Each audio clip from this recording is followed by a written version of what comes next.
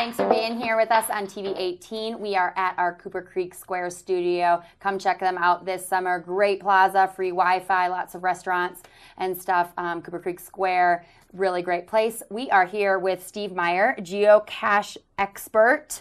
Thanks for joining us. It's a pleasure to be here. It's an exciting adventure for people of all ages, and I'm glad to be able to share it with you all. Cool. Well, I am, let's say, a very beginner of this new phenomenon. So start from the beginning. Tell me what geocaching is, essentially. Sure. Geocaching is a high-tech adventure treasure hunting. And we are sort of not saying high-tech anymore because everybody has a cell phone and everything else. So it's just an adventure, and it's great for adults, grandparents, and kids love it. And actually, just this last month, we celebrated the 15th anniversary of geocaching. And that's based on the fact that the government changed the signal coming down from the GPS satellites, and people were then able to have access to them. The signal, and somebody placed the first cache 15 years ago. Oh my gosh. And right now today there are actually, let me see, 2.6 million geocaches around the world. Wow.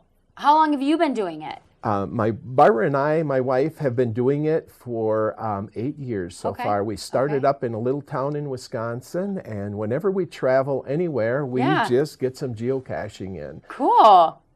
Very cool. And so how many have you found personally? We have found 426, and I will tell you that is a very small amount. We have some people who have been to Grand Lake when we kicked off one of the second phase of the program. One of the fellas had 27,000 geocaches. Oh my gosh. And if you look at why did they do it, some people want to be quantified. We call it the quantified self, and they get so excited about finding them. But for us, we're just casual geocachers and have fun doing it. So when you're out and about in a different city or a different town, you can find them anywhere. Yes, and there's a very inexpensive. In fact, there's an introductory app for cell phones, including Android and Windows and the iPhone.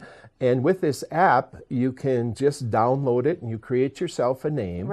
And they have, the intro one is free, and then you can pay $9.99, which goes on forever. And you can get that app. So wherever you travel, you can hit that app and say, find geocaches, and they'll tell you which ones are all around you. And it gives you a map on compass on just how to get there. Tell me some of your favorites that you found. Oh, there's probably two favorites right now, and one of them was just a couple weeks ago.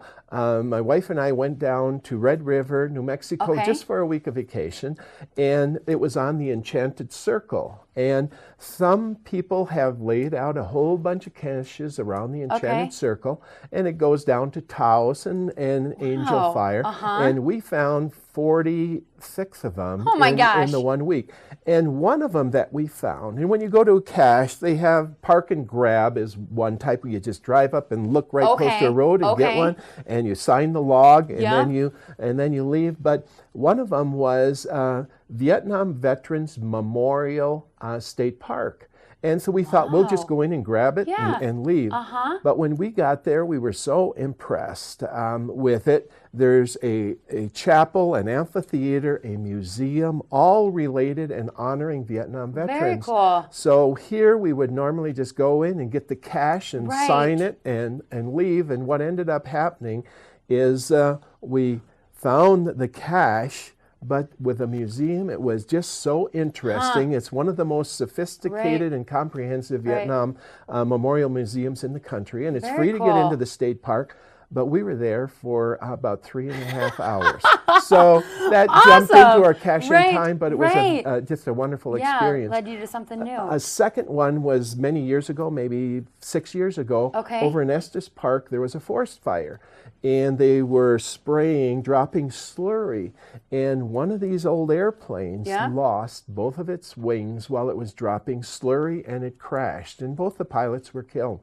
So it was, the title of this one's called Mountain Tragedy. And so Barbara and I just parked on the road, and using our GPS, we did a beeline to that latitude and longitude. And it was about a 2-mile hike going up but all of a sudden we entered an area where all the trees were clipped off and everything.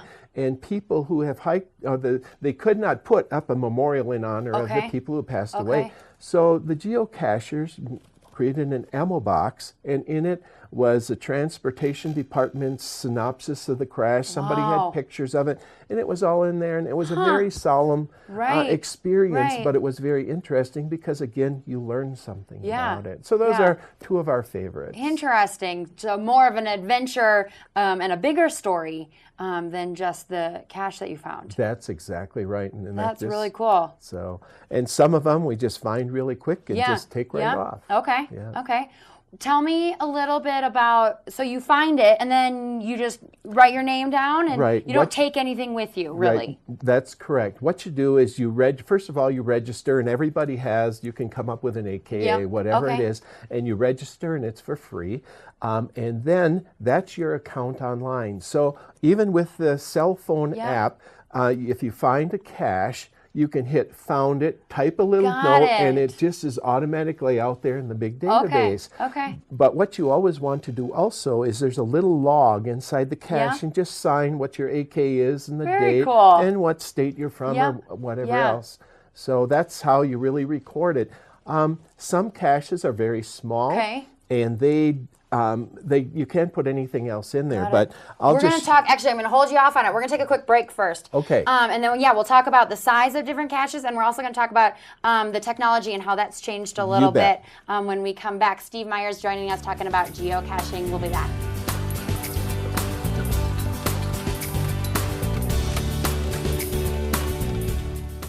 Geocaching is an any-day, anytime adventure that can take you to amazing and beautiful places, or even just to a place in your town that you've never been before. There are 2 million geocaches worldwide. There are probably even some near you right now. Yes, you. To start finding them, just get out your phone or GPS. Go ahead, I'll wait. Then, create a free geocaching account and you're ready to go. The way it works is simple. Just choose the geocache that you want to find, then navigate to its location. What you're looking for varies. Geocaches come in different sizes, shapes, and difficulties. Geocaching isn't always easy, so it's okay to get excited when you discover the cache. After finding it, sign the logbook, trade knickknacks if you want, and log your find online. When you're done, just put the geocache back where you found it, and you're on to the next one. Hey, it's the other way. There's an adventure happening all the time, all around you. Become a part of it at geocaching.com.